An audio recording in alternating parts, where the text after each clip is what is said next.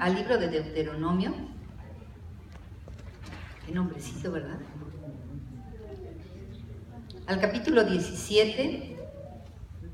Y vamos a empezar a leer en el versículo 18. Les voy a dar tantito un antecedente. Está hablando la palabra de Dios sobre qué debe de suceder, cómo debe de hacerse las cosas cuando alguien se ha nombrado rey de parte de Dios. O sea, cuando alguien del pueblo se ha nombrado rey de parte de Dios. Y entonces está dictando una serie de obligaciones del rey, y entre ellas, a partir del 18 dice: y cuando se siente sobre el trono de su reino, el rey, entonces escribirá para sí en un libro una copia de esta ley, del original que está al cuidado de los sacerdotes levitas. Y lo tendrá consigo y leerá en él todos los días de su vida, para que aprenda a temer a Jehová su Dios, para guardar todas las palabras de esta ley y estos estatutos, para ponerlos por obra. Versículo 20: para que no se eleve su corazón sobre sus hermanos, ni se aparte del mandamiento a diestra ni a siniestra, a fin de que prolongue sus días en su reino, él y sus hijos en medio de Israel.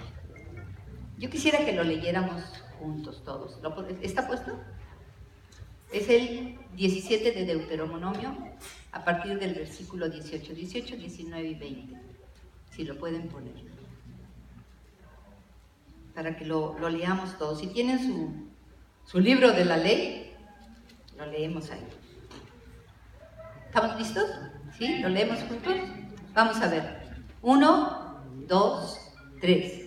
Y cuando se siente sobre el trono de su reino, entonces escribirá para sí en un libro una copia de esta ley, del original que está al cuidado de los sacerdotes levitas. 19.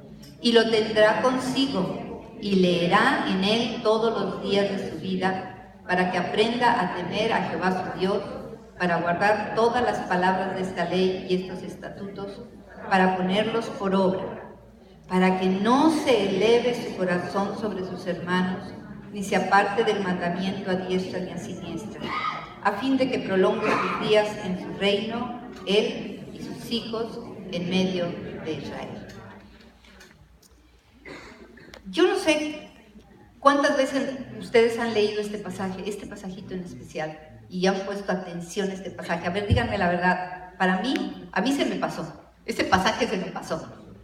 Y hay un momento en el que Dios me dice: quiero que pongas atención en él. No sé a cuántos les pasó eso. O ya lo habían leído, ya lo habían analizado, y yo soy la única menzorra que nunca lo leyó. O sea, lo he leído 300,000 veces y de alguna manera me pasaba de largo. No le ponía una atención especial. ¿Cuántos lo habían leído antes? Sí lo habían leído antes, pero no había puesto una atención especial. Bueno, entonces ya no me siento tan mal. Puedo no sentirme tan mal. Somos muchos los que pasamos por alto este pasaje. Y el Señor me llamó la atención en muchas cosas. O sea, me llamó la atención a mí, porque de alguna manera ustedes y yo somos reyes y sacerdotes de acuerdo a lo que dice la palabra. Pero me llamó mucho la atención porque si estamos leyendo toda la Biblia, vemos que lo que dice aquí es que cuando Dios decidiera quién se iba a poner como rey, estamos hablando del libro de Deuteronomio, o sea, varios libros antes de que alguien sea nombrado rey, varios años antes o cientos de años antes de que alguien sea nombrado rey, ya estaba profetizado que el pueblo iba a querer un rey. Entonces a mí me llama la atención porque ustedes se acuerdan quién es el que unge a Saúl como primer rey de Israel. ¿Se acuerdan quién es? ¿Quién es? Samuel. Entonces Samuel, ¿se acuerdan que se enoja mucho? Hasta se enoja con el pueblo. Oye, ¿cómo que quieren un Dios? Ya tienen un Dios. Dios es el rey de reyes. Tienen al rey divino. ¿Por qué quieren un rey humano? Les va a cobrar diezmos, les va a hacer la vida imposible. ¿Para qué quieren un rey? Se enoja mucho Samuel. Y a mí me llama la atención cuando Dios me detuvo en este pasaje. ¿Por qué Samuel se enojó tanto si ya Dios había avisado que iba a haber rey en Israel? ¿Alguno le llama la atención eso? ¿No les llama la atención? Les voy a decir por qué me llamó tanto la atención. Porque aquí dice, cuando se siente sobre el trono de su reino, entonces escribirá para sí en un libro una copia de esta ley.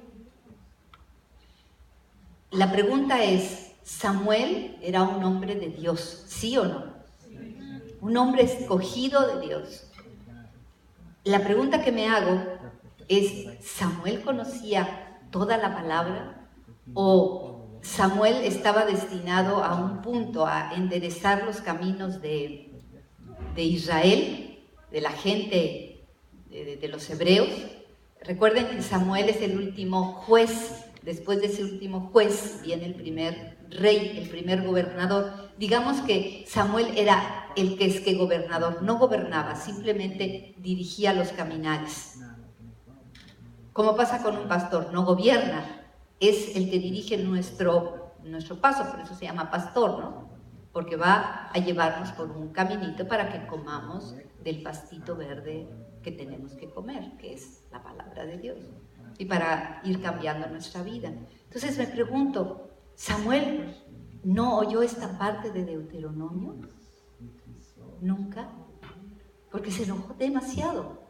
Pero no solo Samuel, sino empiezan los reyes y podemos ver todo el caminar de los reyes, y jamás vemos que un rey haya hecho lo que está ordenado aquí. Ni un solo rey escribió o copió el libro de la ley. Nosotros como reyes y sacerdotes, ¿alguna vez nos hemos puesto a escribir esto? ¿A copiar del original? No, ¿verdad? Ninguno. Yo no lo he hecho. Cuando yo empecé a leer la Biblia, cuando empecé a ser guiada por un pastor para estudiar la Biblia, realmente lo que empecé a escribir, sí me ordenaron escribir algo. Los cuatro evangelios. Había que escribir los 4 evangelios porque los 4 evangelios tienen metida esta ley. Tenemos un sermón del monte que... ¿Cuántos hemos escrito el sermón del monte? A lo mejor, como les digo, me dieron de tarea, ahorita te copias este evangelio y luego te copias este evangelio y luego te copias este evangelio y luego te copias este evangelio, pero fue igual que leer Deuteronomio 1000 veces y nunca detenerme en este punto. En este punto en donde es tan importante pensar que nosotros lleguemos a casa y empecemos a escribir cuál es la ley de Dios, o cuáles son las leyes de Dios, cuáles son los estatutos, cuáles son los decretos, no para que vivamos como vivía el pueblo judío en cuanto a si puedes comer esto o si no puedes comer esto otro, si te tienes que lavar las manos o no te tienes, no, estamos hablando de lo que para el Señor es lo más importante de todo, el no tener dioses extraños, el no tener dioses por encima de nuestro Dios todopoderoso.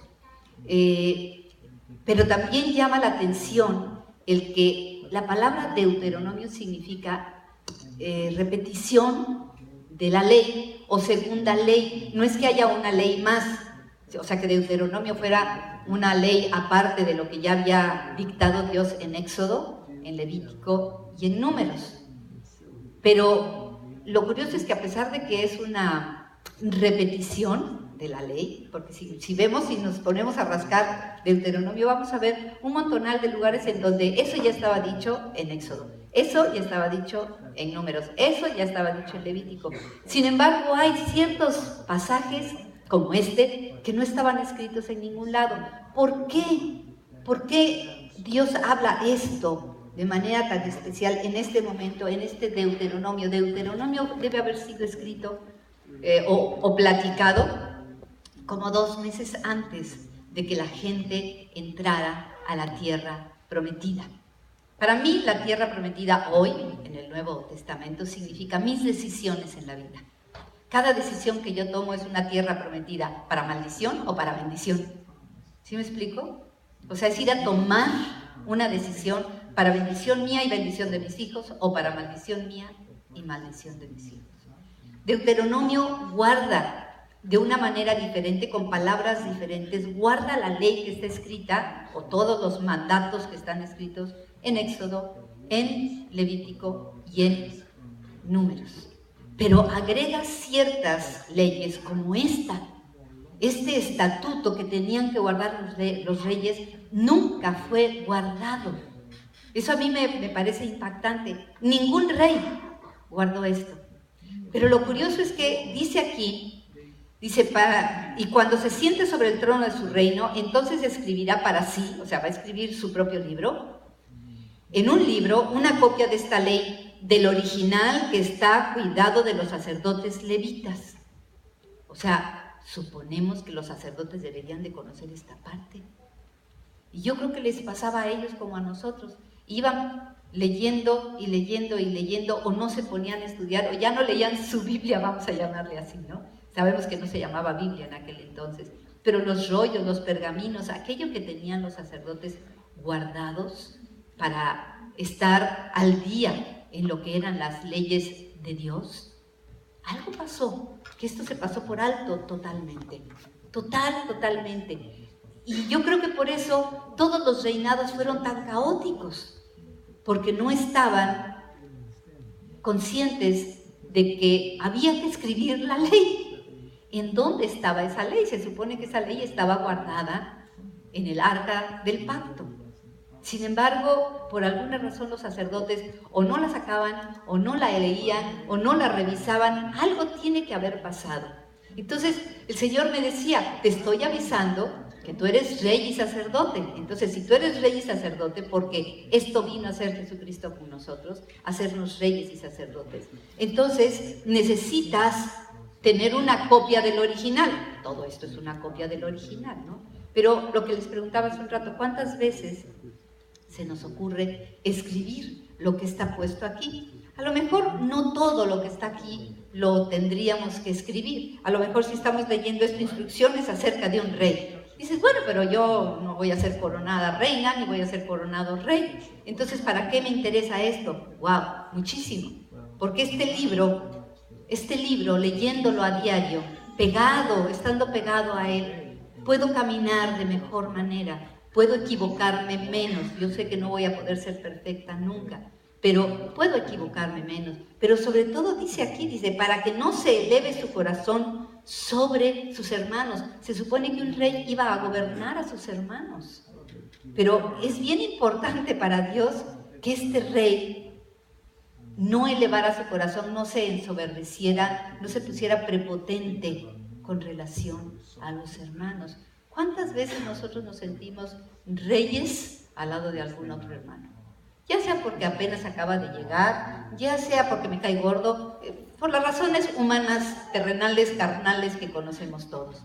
Pero me parece impactante, para que no se eleve su corazón sobre sus hermanos, ni se aparte del mandamiento a diestra ni a siniestra, de ninguno de los mandamientos, a fin de que prolongue sus días en su reino, él y sus hijos.